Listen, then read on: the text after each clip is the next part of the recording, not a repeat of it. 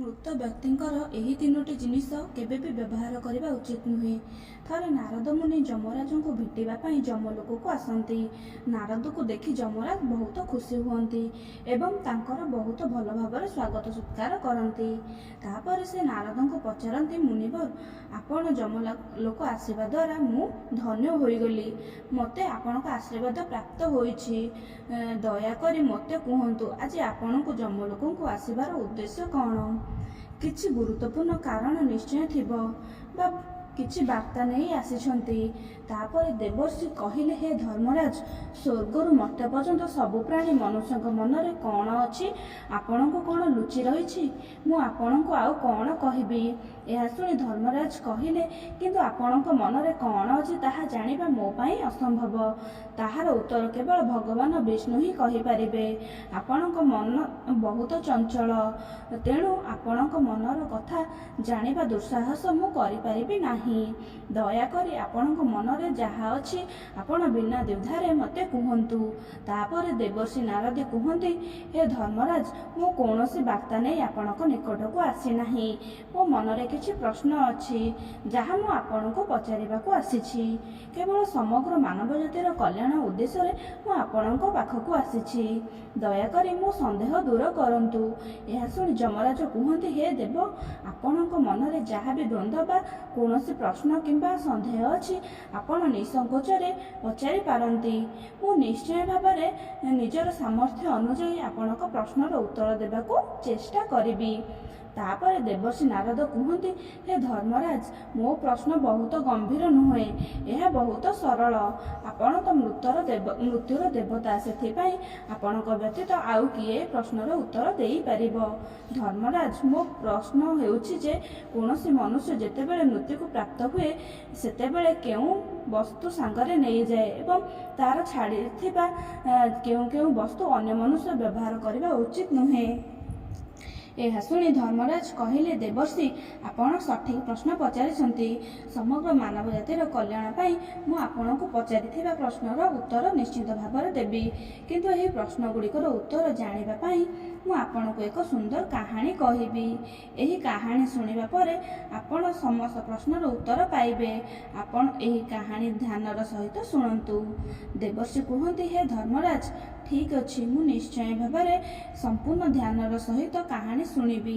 ଆପଣ ମୋତେ ସେହି ପବିତ୍ର କାହାଣୀ କୁହନ୍ତୁ। ତାପରେ ଧର୍ମରାଜ ସେହି ମହାନ କଥା ଦେବର୍ଷି ନାରଦଙ୍କୁ କୁହନ୍ତି। ଏକଦା ମଧ୍ୟ ଦେଶରେ ଦେବଶର୍ବ ନାମକ ଜଣେ ଗରିବ ବ୍ରାହ୍ମଣ ବାସ କରୁଥିଲେ। ସେ ଅତ୍ୟନ୍ତ ପ୍ରଭାବଶାଳୀ ଏବଂ ସମସ୍ତ ଶାସ୍ତ୍ରରେ ପାରଙ୍ଗମ ଥିଲେ। ସେ ବେଦ ଓ ଶାସ୍ତ୍ରକୁ ଗମ୍ଭୀର ଭାବରେ ଅଧ୍ୟୟନ କରିଥିଲେ, କିନ୍ତୁ ସେ କେବେ ବି ନିଜର ଜ୍ଞାନର ଅପବ୍ୟବହାର କରିନଥିଲେ। ସେ ଧନ ଅର୍ଜନ କରିବା ପାଇଁ କେବେ ନିଜ ଜ୍ଞାନର ବ୍ୟବହାର କରିନାହାନ୍ତି। ଅତ୍ୟଧିକ ଗରିବ ହୋଇଥିଲେ ମଧ୍ୟ ଭିକ ମାଗି ନିଜର ଜୀବିକା ନିର୍ବାହ କରୁଥିଲେ। ଦିନେ ବ୍ରାହ୍ମଣ ଗୋଟିଏ ଜଙ୍ଗଲ ଦେଇ ଯାଉଥିଲେ ଏବଂ ଚାଲିବା ସମୟରେ ସେ ଏକ ଅତି ପ୍ରାଚୀର ଗଛ ନିକଟରେ ପହଞ୍ଚିଥିଲେ। ସେ ଦେଖିଲେ ସେହି ଗଛ ଉପରେ ତିନୋଟି ଭୟଙ୍କର ପିଶାଚ ଠିଆ ହୋଇଛନ୍ତି। ତିନି ଜଣ ସେହି ଜଙ୍ଗଲ ଦେଇ ଯାଉଥିବା ମଣିଷମାନଙ୍କୁ ଭକ୍ଷଣ କରୁଥିଲେ। ଯଦି କୌଣସି ମଣିଷ ସେହି ପଥରେ ଯାଉଥିଲେ ସେମାନେ ତାଙ୍କୁ ଧରି ଖାଇ ଯାଉଥିଲେ। ପିଶାଚ ହୋଇଥିବାରୁ ତାଙ୍କ ମନ ଭିତରେ ଧର୍ମର କୌଣସି ଚିହ୍ନ ନଥିଲା। ଯେତେବେଳେ ସେ ବ୍ରାହ୍ମଣ ସେ ଗଛ ନିକଟକୁ ଆସନ୍ତି ସେଠାରେ ଥିବା ପିଶାଚ ପରସ୍ପରକୁ କହିବା ଆରମ୍ଭ କରନ୍ତି, ଦେଖ ଭାଇ, ଆଜି ଆମ ପାଇଁ ତାଜା ଖାଦ୍ୟ ଆସୁଛି। ସର୍ବପ୍ରଥମେ ମୁଁ ଏହି ବ୍ରାହ୍ମଣକୁ ଖାଇବି। ଏହାର ମାଂସ ବହୁତ ସ୍ୱାଦିଷ୍ଟ ଥିବ। ଏ ଜାତିରେ ବ୍ରାହ୍ମଣ ନିଶ୍ଚିତ ଭାବରେ କେବଳ ସାତ୍ତ୍ୱିକ ଖାଦ୍ୟ ଖାଇଥିବ ଓ ତା ଶରୀରରେ କୌଣସି ପ୍ରକାର ରୋଗ କିମ୍ବା ପୋକ ନଥିବ, ତେଣୁ ତାର ମାଂସ ଖାଇବାରେ ବହୁତ ଆନନ୍ଦ ମିଳିବ। ଯେତେବେଳେ ବ୍ରାହ୍ମଣ ସେମାନଙ୍କୁ ଦେଖିଲେ ସେ ଆଦୌ ଡରି ନଥିଲେ। ସେ ବ୍ରାହ୍ମଣ ଭଗବାନ ବିଷ୍ଣୁଙ୍କର ଜଣେ ମହାନ ଭକ୍ତ ଥିଲେ ଏବଂ ସେ ସର୍ବଦା ଶ୍ରୀହରିଙ୍କ ନାମ ଜପ କରୁଥିଲେ। ସେଥିପାଇଁ ସେ କାହାକୁ ଭୟ କରୁନଥିଲେ। ତେଣୁ ପିଶାଚମାନଙ୍କୁ ଦେଖି ସେ ଭୟଭୀତ ନ ହୋଇ ସେମାନଙ୍କୁ ସମ୍ମାନ ଦେଇ କହିଲେ, ନମସ୍କାର ପିଶାଚମାନେ। ସେହି ବ୍ରାହ୍ମଣଙ୍କର ଏପରି ଅଦ୍ଭୁତ ଆଚରଣ ଦେଖି ପିଶାଚମାନେ ଆଶ୍ଚର୍ଯ୍ୟ ହୋଇ ତାଙ୍କୁ କହିଲେ, ମହାତ୍ମା, ତୁମେ କିଏ ଏବଂ କାହିଁକି ଏ ଜଙ୍ଗଲରେ ଏକୁଟିଆ ବୁଲୁଛ? ଆମକୁ ଦେଖିବା ପରେ ମଧ୍ୟ ତୁମେ ସାମାନ୍ୟ ଭୟ ଅନୁଭବ କରୁନାହଁ। ଆମକୁ ଦେଖିବା ପରେ ବହୁତ ସାହସୀ ଯୋଦ୍ଧା ମଧ୍ୟ ଭୟରେ କମ୍ପିତ ହୋଇଯାଉଛନ୍ତି। ଆମକୁ ଦେଖିବା ପରେ ସେମାନେ ଭୟଭୀତ ହୋଇ ଦୌଡ଼ି ପଳାନ୍ତି, କିନ୍ତୁ ଆପଣଙ୍କ ମନରେ କୌଣସି ପ୍ରକାର ଭୟ ନାହିଁ। ତମ ସଙ୍ଗତରେ ଆସିବା ପରେ ଆମର ଭୋକ ମଧ୍ୟ ଚାଲିଗଲା। ଯେବେକି ଆମେ ତୁମକୁ ଖାଦ୍ୟ ଭାବରେ କଳ୍ପନା କରି ଖୁସି ହୋଇଥିଲୁ ଏବଂ ତୁମକୁ ଖାଇବାକୁ ଯାଉଥିଲୁ।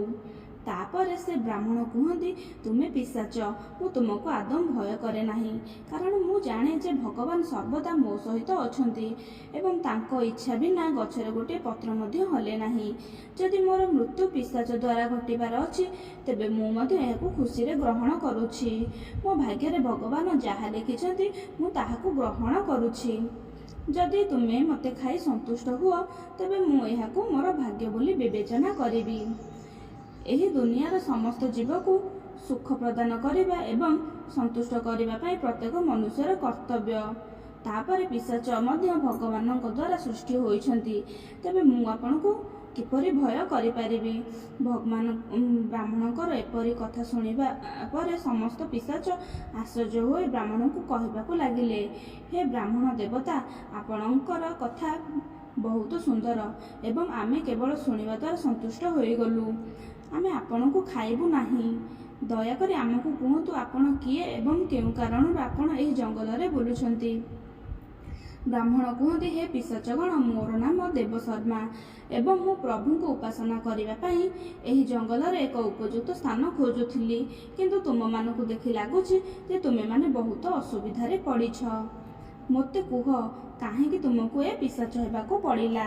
ଯଦି ମୁଁ ତୁମମାନଙ୍କୁ କୌଣସି ପ୍ରକାର ସାହାଯ୍ୟ କରିପାରିବି, ତେବେ ମୁଁ ମୋ ସାମର୍ଥ୍ୟ ଅନୁଯାୟୀ ତୁମକୁ ନିଶ୍ଚିତ ଭାବରେ ସାହାଯ୍ୟ କରିବି। ବ୍ରାହ୍ମଣଙ୍କ କଥା ଶୁଣି ସମସ୍ତ ପିଶାଚ ସ୍ଥିର ହୋଇ କହିବାକୁ ଲାଗିଲେ, ହେ ଦ୍ୱିଜଶ୍ରେଷ୍ଠ, ଆମେ ଆପଣଙ୍କୁ ବାରମ୍ବାର ଅଭିବାଦନ ଜଣାଉଛୁ। ଆମେ ଆମର ପାପକର୍ମ ଯୋଗୁଁ ଫଳ ଭୋଗୁଛୁ। ଆମେ ଆମର ପିତୃପୁରୁଷଙ୍କୁ ଅପମାନିତ କରିଛୁ, ସେଥିପାଇଁ ଏହି ପିଶାଚ ଯୋନି ପାଇଛୁ।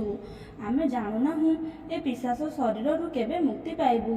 ଆମେ ମଣିଷ ଥିଲାବେଳେ ଅନେକ ପାପ କରିଥିଲୁ ଏବଂ ପିଶାଚ ହେବା ପରେ ଆମେ ଅଗଣିତ ପାପ କରିଛୁ। ଆମେ କେତେକ ନିରୀହ ମଣିଷ ଏବଂ ପଶୁକୁ ହତ୍ୟା କରିଛୁ, ତାଙ୍କୁ ମାରିଛୁ ଏବଂ ଖାଇଛୁ। ସେଥିପାଇଁ ଆମେ ଭାବୁଛୁ ଯେ ଏହି ଯୋନିରୁ ଆମେ କେବେ ବି ମୁକ୍ତି ପାଇବୁ ନାହିଁ। ତାପରେ ବ୍ରାହ୍ମଣମାନେ କୁହନ୍ତି, ପିଶାଚଗଣ, ମୁଁ ତୁମମାନଙ୍କର ଯନ୍ତ୍ରଣା ବୁଝିପାରୁଛି। ଦୟାକରି ମୋତେ କୁହନ୍ତୁ, ମୁଁ କିପରି ଆପଣମାନଙ୍କୁ ମୁକ୍ତ କରିପାରିବି? ମୁଁ ମଧ୍ୟ ଦେଶରେ ବାସ କରୁଥିବା ଦେବଶର୍ମା ବ୍ରାହ୍ମଣ। ମୁଁ ଅନେକ ତପସ୍ୟା ଏବଂ ଉପବାସ କରିସାରିଛି।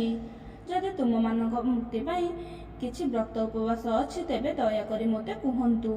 ମୁଁ ନିଶ୍ଚୟ ଭାବରେ ଏହା କରିବାକୁ ଚେଷ୍ଟା କରିବି। ବ୍ରାହ୍ମଣଙ୍କ କଥା ଶୁଣିବା ପରେ ସେହି ପିଶାଚଗଣ ବୁଝନ୍ତି ଯେ ଏହି ବ୍ରାହ୍ମଣ ସେମାନଙ୍କର ନିଜ ପୁଅ ଏବଂ ପିଶାଚମାନେ ହେଉଛନ୍ତି ସେହି ବ୍ରାହ୍ମଣଙ୍କର ମହାନ ପୂର୍ବଜ, ଯିଏ ପାପ କର୍ମ ହେତୁ ପିଶାଚ ପାଲଟିଛନ୍ତି।